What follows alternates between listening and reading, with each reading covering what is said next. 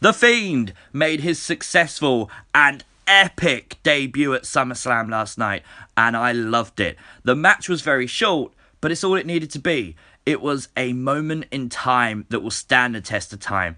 The crowd, completely into it. Fans at home, completely into it. Twitter, completely into it. And that's so rare in 2019. But we know that The Fiend was going to have new theme music, and we got it. And it wasn't Slipknot. It was the remixed version of Bray Wyatt's original theme song. And I like that, because we know that The Fiend is the man in the woods, and we know that Bray Wyatt has been on WWE for years. So this is just an evolution of Bray Wyatt's character. Now, I like to think that with the entrance and everything like that, WWE planned this months in advance. And I'd like to say at the end of the Firefly Funhouse, we had the Muscle Man Dance remix. And I wonder if that was a reference to the fact that his theme music was going to be a remix. Because it makes perfect sense. Everything else in the Funhouse ties into something else and corresponds to something. And we can piece things together. Why not that? It makes perfect sense. Remember, it all remixed? Well, Bray Wyatt actually made his return as well last night at SummerSlam. Well, his head did. My God, it's one of the most disturbing, sick, amazing things I've ever seen in wrestling. Bray Wyatt's head is the Fiend's lantern. We all know that Bray Wyatt liked to carry that lantern to the ring.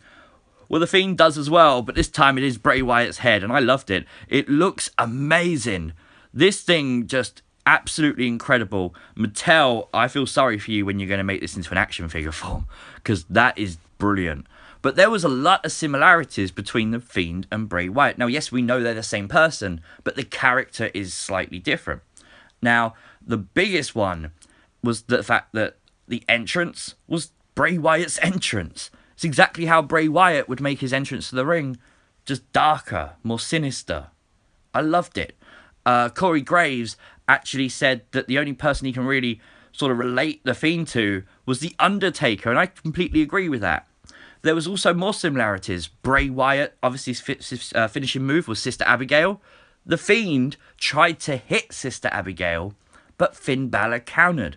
And I wonder if this represents the fact that when The Fiend uses Bray Wyatt, he's weak. Bray lost a lot of times on pay-per-view. Bray really didn't have a very successful career. Very long career, don't get me wrong, but a very successful career.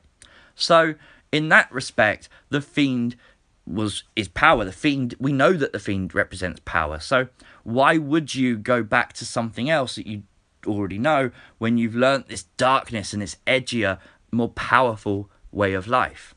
And it proved the point. Finn Balor got a lot of offense in, and then he went for the coup de grace, and The Fiend hit the mandible claw. And I love that moment. I love the fact that Finn passed out from the mandible claw. It's something very different. With a submission hold, you don't normally see that.